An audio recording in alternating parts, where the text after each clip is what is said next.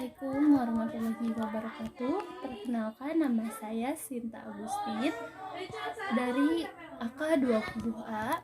Di sini saya akan menjelaskan tentang contoh pengambilan keputusan manajemen untuk tugas mata kuliah Sistem Informasi Manajemen pada bab 7.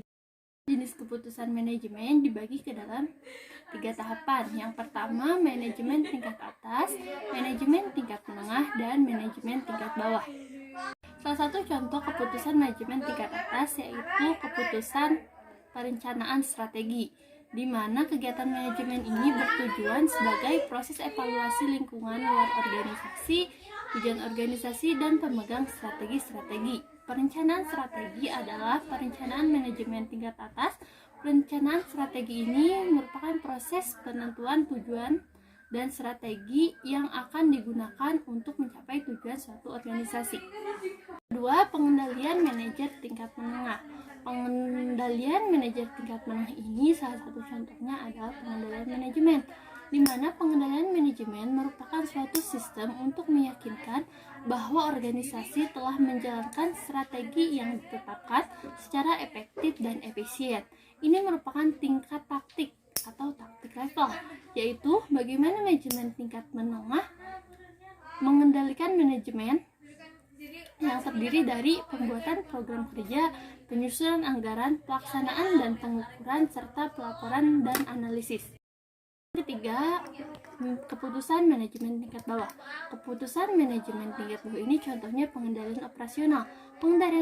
Pengendalian operasional adalah sistem untuk meyakinkan bahwa tiap-tiap tugas tertentu telah dilaksanakan secara efektif, efisien. Ini merupakan penerapan program yang telah ditetapkan di pengendalian manajemen. Pengendalian operasional dilakukan di bawah pedoman proses pengendalian manajemen dan difokuskan pada tugas-tugas tingkat bawah.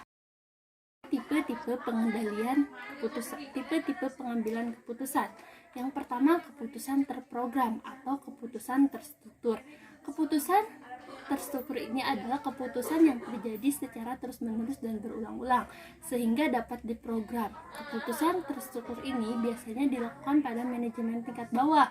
Contohnya, keputusan pemesanan barang, keputusan penagihan piutang, dan lain sebagainya. Yang kedua, keputusan setengah terprogram atau setengah terstruktur.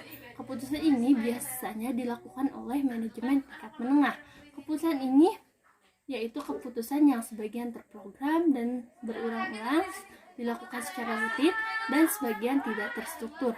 Contoh keputusan ini yaitu keputusan membeli sistem komputer yang lebih canggih, keputusan alokasi, dan dana promosi. Yang ketiga, ada yang namanya keputusan tidak terprogram atau tidak terstruktur. Keputusan ini adalah keputusan yang terjadi hanya sekali atau tidak berulang-ulang dan tidak selalu terjadi. Keputusan ini terjadi pada manajemen tingkat atas. Contohnya, keputusan yang tergabung dengan perusahaan lain. Contohnya ketika kita ingin melakukan kerjasama dengan perusahaan lain. Mungkin cukup sekian materi yang bisa saya sampaikan mengenai contoh keputusan manajemen tingkat menengah, tingkat atas, dan tingkat bawah.